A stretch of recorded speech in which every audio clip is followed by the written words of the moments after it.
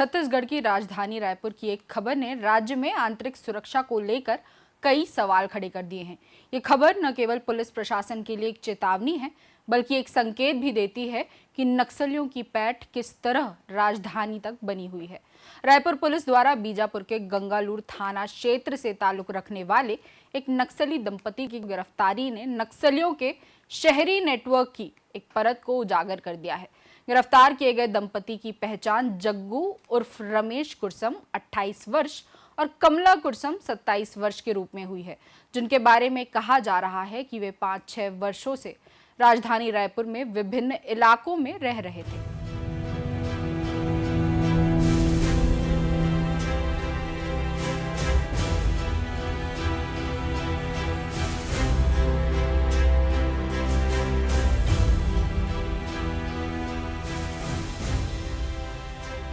खबरों की खबर में आपका स्वागत है।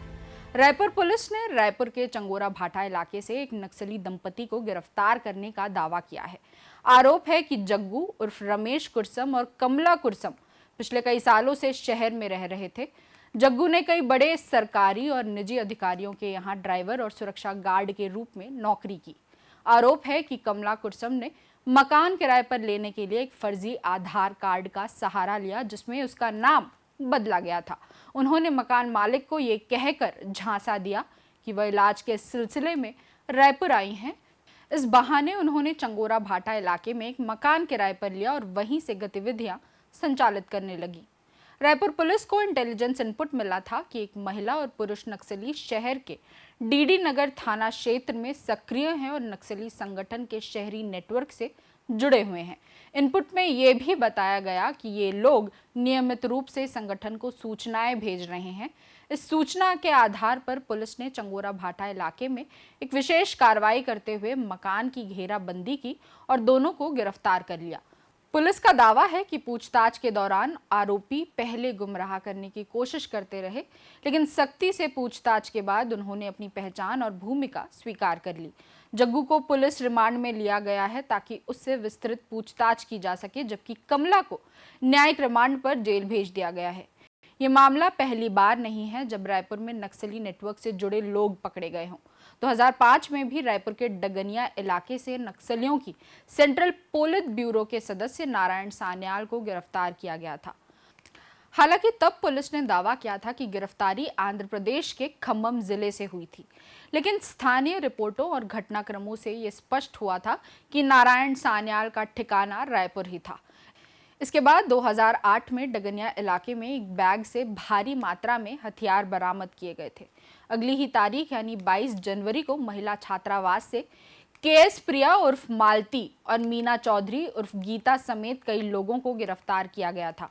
केएस शांति प्रिया उर्फ मालती पिछले सप्ताह मारे गए माओवादियों की सेंट्रल कमेटी के सदस्य कट्टा रामचंद्र रेड्डी की पत्नी थी। इस गिरफ्तारी के बाद राजनीतिक आरोप प्रत्यारोप भी तेज हो गए हैं। विपक्षी दल कांग्रेस के नेता दीपक बैज ने खुलकर ये बयान दिया कि अब राजधानी रायपुर सुरक्षित नहीं रही। उनका कहना है कि अगर नक्सली इस तरह सालों तक राजधानी में रह सकते हैं, बड़े अधिकारियों के यहाँ नौकरी कर सकते हैं और कोई पकड़ में नहीं आता, तो आम जनता की सुरक्षा की गारंटी कौन देगा? किसके माथे पे लिखा है नक्सलाइट है? ये धमक है, ये अमित शाह जी का धमक है, ये छत्तीसगढ़ सरकार का धमक है। लोग डर रहे हैं, कहीं हम मर न जाएं, कहीं हमको मार न दें, कहीं हमको गिरफ्तार न कर दें। इसी के डर से इधर उधर भाग रहे हैं। कांग्रेस भवन में होंगे तो बताओ, हम जाएंगे, हमारी पुलिस पकड़ेगी और विष्णुदेव साय की सरकार है, जहां भी रहेगी कालर पकड़ के खींच के लाके जेल में डालेगी। इतने सालों में आज तक जितना न्यूट्रलाइज नहीं हुआ वो इस शासन में 19 महीने में हुआ है और बहुत सारे लोगों ने आत्मसमर्पण किया है। और नक्सली कहीं भी छुप जाए, हमारा जो बटालियन है उनको ढूंढ ढूंढ कर पकड़ेगा और मार्च 2026 तक निश्चित ही नक्सली पूरा भारत देश से समाप्त हो। कि नक्सली मामले में सबसे ज्यादा उनके नक्सलियों को